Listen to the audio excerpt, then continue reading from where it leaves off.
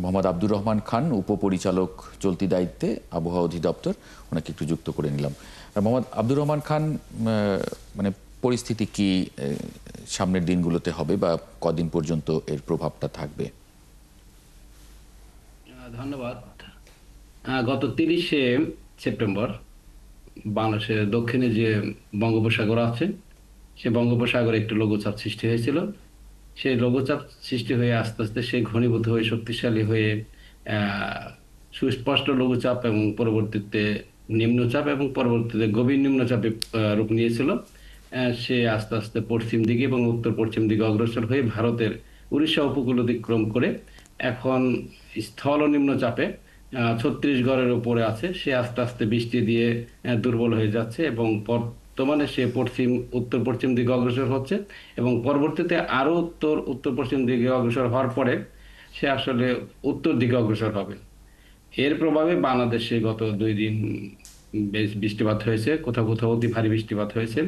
যেমন 30 তারিখে রাতে ঢাকাতে আমরা 206 মিলিমিটার বৃষ্টিপাত রেকর্ড করেছিলাম, যা অতি ভারী বৃষ্টিপাতের মধ্যে পড়েছে। ফলে জলবদ্ধতার সৃষ্টি হয়েছিল, যা 6 ঘন্টার মধ্যে 134 মিলিমিটার বৃষ্টিপাত আমরা রেকর্ড করেছি। এই বৃষ্টিপাতটি আসলে রাত্রে হয়েছিল বিদায় মানুষ অনেকটা ভোগান্তির মধ্যে কম পড়েছিল। তারপরেও কিন্তু ঢাকা শহরে বৃষ্টিপাতে জলবদ্ধতার সৃষ্টি হয়েছিল। আর এই নিম্নচাপটি যেহেতু এখন স্থল নিম্নচাপে পরিণত হয়েছে, আস্তে আস্তে দুর্বল হয়ে যাবে এবং ভারতের ভিতরে আছে। সে যেহেতু উত্তর দিকে অগ্রসর হচ্ছে, এখন আস্তে আস্তে বাংলাদেশের যে খুলনা অঞ্চল, সেই সাথে রাজশাহী এবং রংপুর, এই অঞ্চলগুলো উপর দিয়ে সে কিন্তু বৃষ্টিপাতে আরো 2 দিন মোটামুটি অব্যাহত রাখার সম্ভাবনা আছে।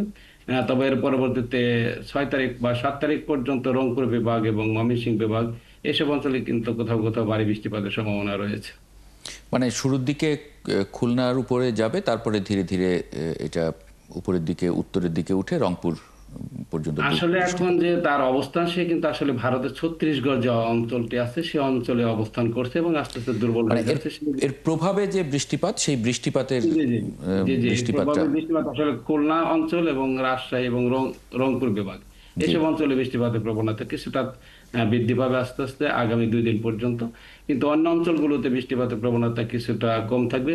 আর যেহেতু এখন বর্ষাকাল, বৃষ্টিপাত থাকবে, কিন্তু বৃষ্টিপাতের প্রবণতা কিছুটা কম থাকবে অন্য অঞ্চলগুলোতে। আর এই সতর্ক সংকেত যেটা দেওয়া হয়েছে সমুদ্র বন্দর এবং নৌবন্দরে, এগুলো কি উঠে যাবে কবে নাগাদ?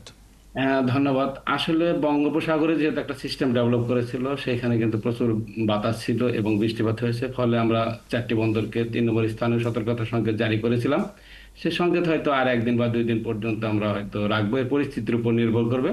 যদি পরিস্থিতি আরো কিছুটা উন্নত হয়, হয়তো 1-2 দিনের মধ্যে আমরা সাগরের যে সংকেত, সে সংকেত উঠিয়ে ফেলবো। তবে নদী বন্দরগুলোতে কিন্তু আমরা প্রতি 6 ঘন্টা পর পর এর পরিস্থিতি দেখে আমরা কিন্তু সংকেত রেখে দেই। যদি আমাদের দেখি নদী বন্দরগুলো আমাদের কোনো সংকেত লাগে না, তাহলে আমরা প্রতি 6 ঘন্টা পর পর আপডেট করে দিই। আচ্ছা, আর সামনে তাপমাত্রা বিষয়ে কোনো ধরনের নির্দেশনা আছে কিনা? আসলে যেহেতু বৃষ্টিপাতের প্রবণতা রংপুর বিভাগ, রাজশাহী বিভাগ বাদে অন্য অঞ্চলগুলোতে কিছুটা কমে যাওয়ার সম্ভাবনা আছে, বিদায় তাপমাত্রা কিছুটা হয়তো বৃদ্ধি পাবে। তার পরবর্তীতে কিন্তু এখন যেহেতু মৌসুমী বায়ু বাংলাদেশ থেকে আস্তে আস্তে বিদায় নিবে এবং বৃষ্টিপাতের প্রবণতা কিছু কিছু কমে যাবে এবং তখন তাপমাত্রা কিছুটা গত 2 দিন যা ছিল তার চাইতে কিছুটা বৃদ্ধি পেতে পারে কোথাও কোথাও। তবে রাতের তাপমাত্রা কিছুটা কমে যাবে আস্তে আস্তে। জি, ফয়জ আহমদ, কোনো না, ঠিক আছে, বোঝাই তো যাচ্ছে যে মনে হয় মানে খুব বেশি অবনতি হওয়ার কোনো সংখ্যা তো দেখা যাচ্ছে না। ধন্যবাদ। না, আপাতত আসলে সেই ধরনের বড় কোনো দুর্যোগপূর্ণ আবহাওয়ার সম্ভাবনা আপাতত কম। তবে আস্তে আস্তে 2 দিন পর থেকে আমরা কিছুটা উন্নতির দিকে যাওয়ার সম্ভাবনা আছে। আপাতত 2 দিন হয়তো উত্তরবঙ্গতে, বিশেষ করে রাজশাহী এবং রংপুর বিভাগ, কিছুটা বৃষ্টিপাতের প্রবণতা বৃদ্ধি পাবে।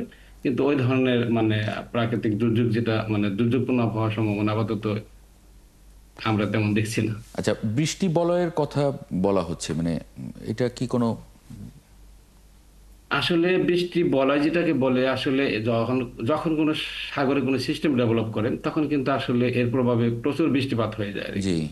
এই বৃষ্টিপাত কিন্তু আস্তে আস্তে, যেহেতু আমরা 2 দিন পেয়েছি, দেশের বিভিন্ন অঞ্চলগুলোতে কোথাও কোথাও অতি ভারী বৃষ্টিপাতে পেয়েছি। এটি আসলে বৃষ্টি বলয়, কিন্তু আস্তে আস্তে যেটা বললাম আমি, যে গত কয়েকদিন থাকে।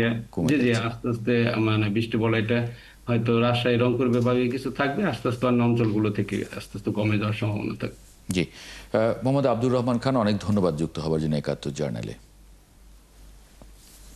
দর্শক, এই পর্যায়ে একটা ছোট্ট বিরতি নিয়ে ফিরে আসছি, সঙ্গে থাকবেন আশা করি।